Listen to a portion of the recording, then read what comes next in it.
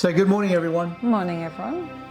We're up to chapter 10 of the book of Revelation, where John now has, having seen the seven trumpets and revealed from heaven, he now has a vision of the mighty angel with a little scroll in his hand. It's a very interesting interlude vision that prepares us for the next part of the book of Revelation, the next part of the events in the tribulation. And these events may be overlapping. So the book of Revelation doesn't tell us that the seven trumpets finish before the two witnesses appear. Yeah. They might, but it deliberately doesn't tell us that, because these things could potentially be overlapping events. Yep. We don't know, and we're not meant to know. That's not important. What's Yeah. important is we know that they are coming. Yep. And that we're prepared for the judgment of God on the earth. So the mighty angel with the little book is something that John sees now, and the angel comes down from heaven, evidently to Israel, because he has a right foot on the ocean, and he has his left foot on the land, which means he would be facing south, and he cries out with a loud voice. And when he does so, seven thunders utter their voices. So remember in John's Gospel, just prior to the Passion, there is a clap of thunder, and everybody hears something.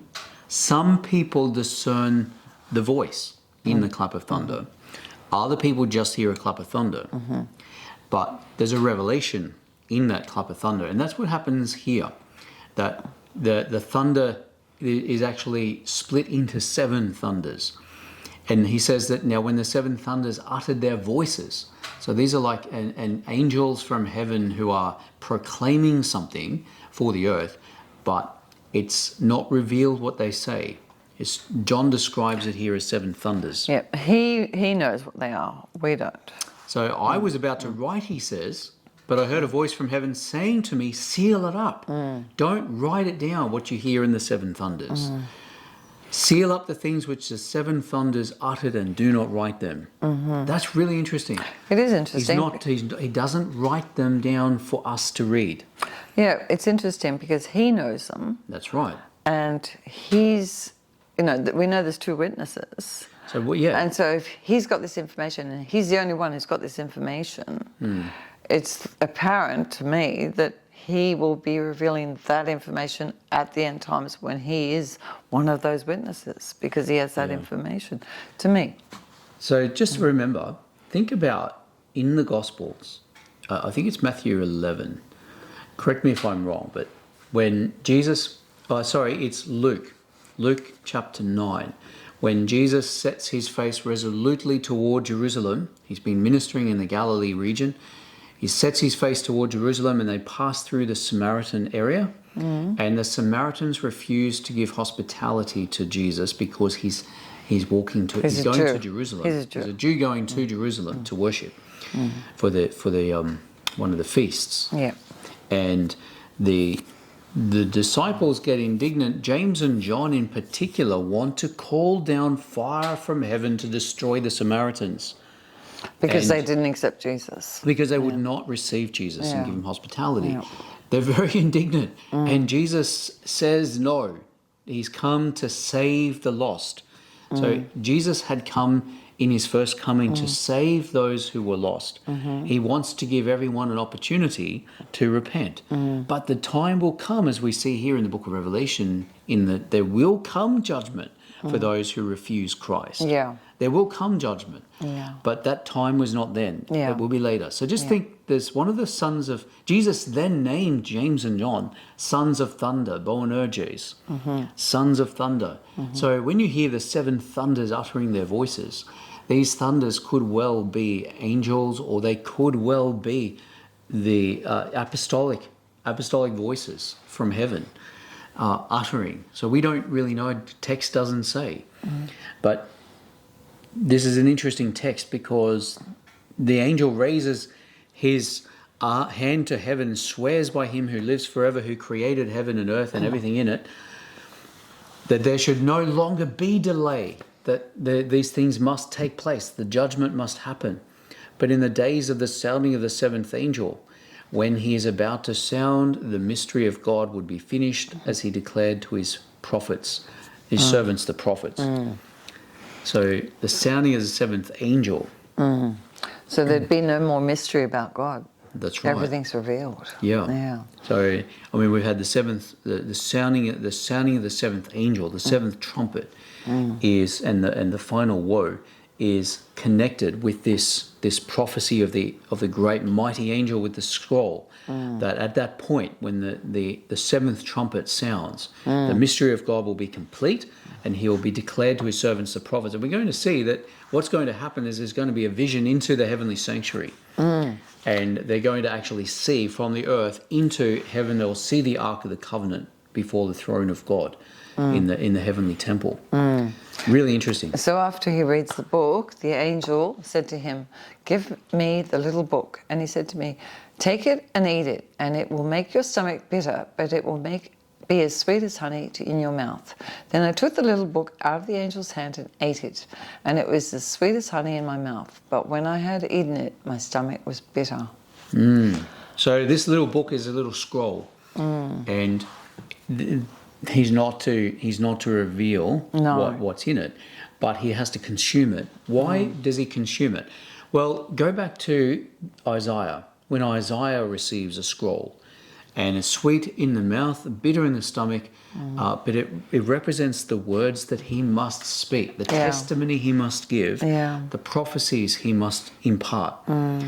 And John is now receiving a prophecy that he must impart Later. but not now. Yeah. So that's why it's bitter in the stomach, and the angel then says, "You must prophesy again about many peoples, nations, tongues, and kings." But we think, oh, it must be something terrible or woeful. But, when you hear something sweet, you're thinking, great.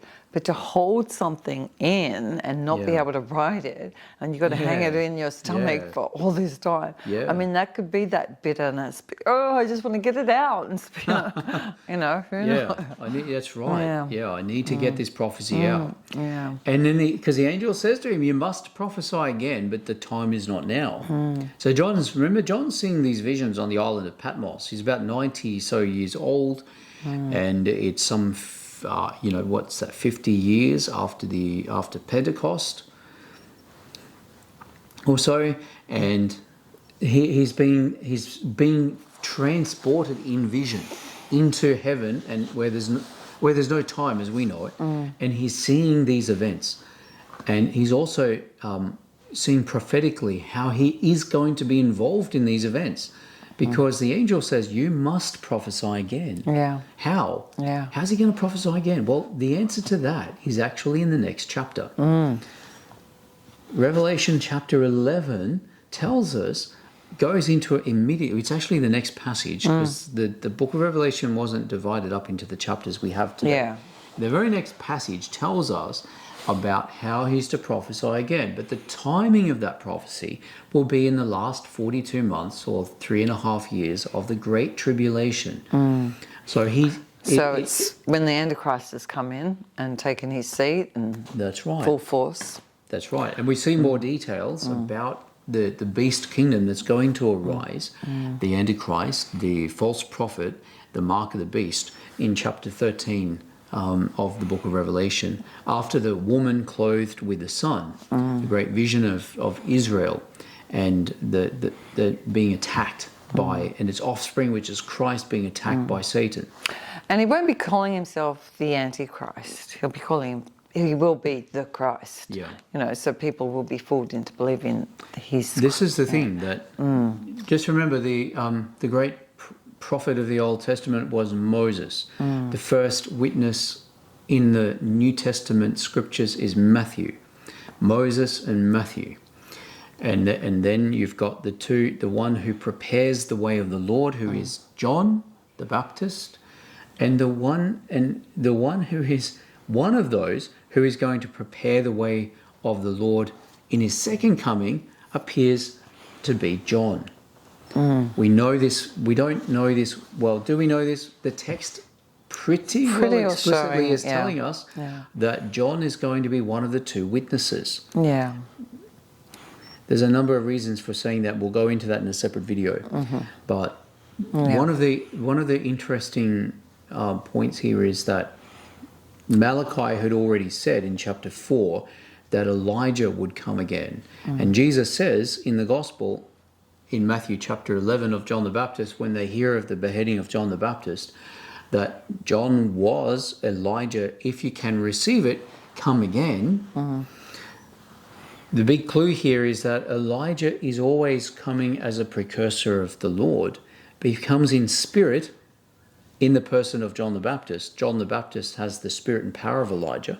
And we know In Elijah the 1st didn't. coming of Jesus. Elijah never died either. That's He was right. Elijah raptured. was taken up in the chariots of heaven, and that it was always believed that he would return. He returned in spirit and power in the first coming of Jesus, but he will return in person to prepare the way for the second coming of Jesus. Yeah. This is significant because why would you have two witnesses in Jerusalem immediately prior to the second coming of Christ?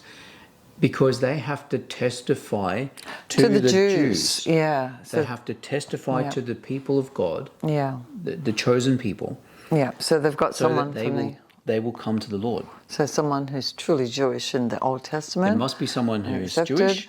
And then someone truly Jewish. And it must be someone who has and seen Christ Jesus firsthand. And seen Jesus. Not which only could be that, but John. who can teach them the meaning of the book of Revelation. Who else would be better qualified to do that than John, the author of the book of Revelation? Yeah. So we have absolutely explicitly that Elijah is one of the two witnesses. But the early fathers of the church discussed these things and tossed around ideas like perhaps Enoch would be one of the two witnesses, or Moses would be one of the two witnesses. That's speculation, and it's led Christians to kind of accept that either one of those two would be one of the two witnesses with Elijah, but it's unlikely that Enoch would be a witness because Enoch is a type of the church who is raptured, and Enoch was not a Jew. Moses died for one, and we know John Moses died. didn't. And we have there are issues with accepting either Enoch and Moses really as one of the two witnesses. Yeah. The text of the scriptures really tells us that in Malachi 4, Elijah will be one of the two witnesses.